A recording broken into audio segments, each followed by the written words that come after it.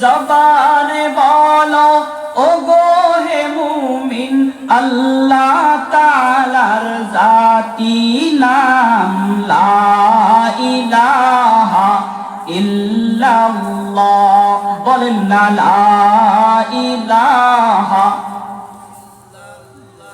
আসমানের মালিক তুমি আল্লাহ, জমিনের মালিক তুমি আল্লাহ, হায়াতের মালিক তুমি আল্লাহ, মৌতের মালিক তুমি আল্লাহ। লা ইলাহা ইল্লাল্লাহ, লা ইলাহা ইল্লাল্লাহ, লা ইলাহা ইল্লাল্লাহ, মুহাম্মাদুর রাসূলুল্লাহ সাল্লাল্লাহু আলাইহি ওয়াসাল্লাম।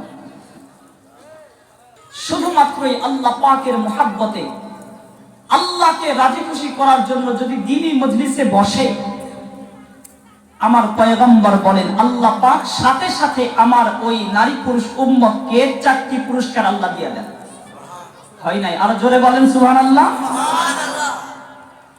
নবীজি বলেন এই পুরস্কারগুলি আমার ওই নারী পুরুষ বান্দাদেরকে আল্লাহ আখিরাতে দেবেন। এত দেরি করেন না।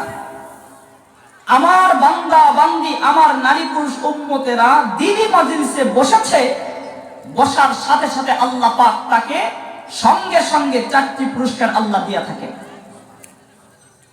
কি চাই 4 পুরস্কার? তিরমিজি শরীফের মধ্যে হাদিস বর্ণিত হয়েছে। এই হাদিসটি বর্ণনা করেছেন নবীজির 2 জন সাহাবী, এক আবু সাঈদ খুদরি রাদিয়াল্লাহু তাআলা আনহু, আরেকজন সাহাবী বিখ্যাত সাহাবী হযরত আবু হুরায়রা রাদিয়াল্লাহু তাআলা আনহু। নাম শুনেছেন না? এই 2 সাহাবী হাদিসটি বর্ণনা করেন। কি আমাদেরকে আল্লাহ পাক কি পুরস্কার দিয়েছেন?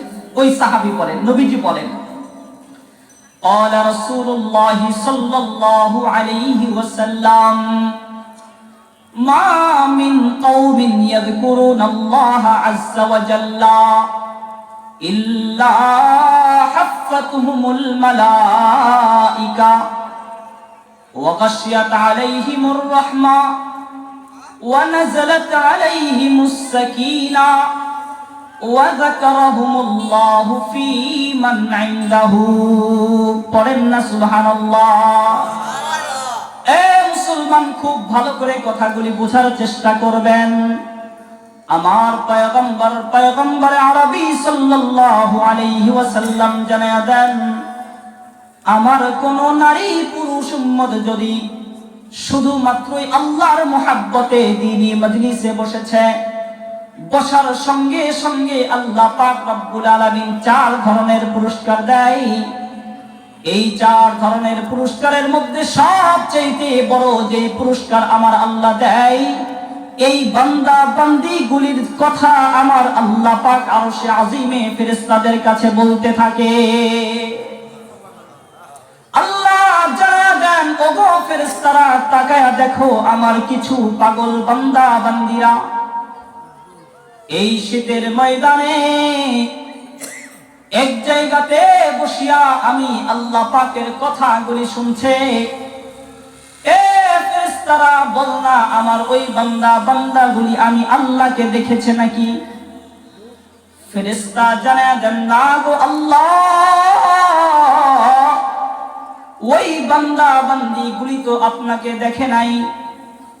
আল্লাহ পাক বলেন, ফেরেশতারা আমি আল্লাহকে দেখলো না, কিন্তু আমি আল্লাহ পাক রব্বুল আলামিনের মুহাব্বতে দ্বীনি মজলিসে বসলো। এরপরে আমার আল্লাহ জানায়া দেন, ফেরেশতা আমার ওই বান্দিগুলি আমি আল্লাহর কাছে কি চাই?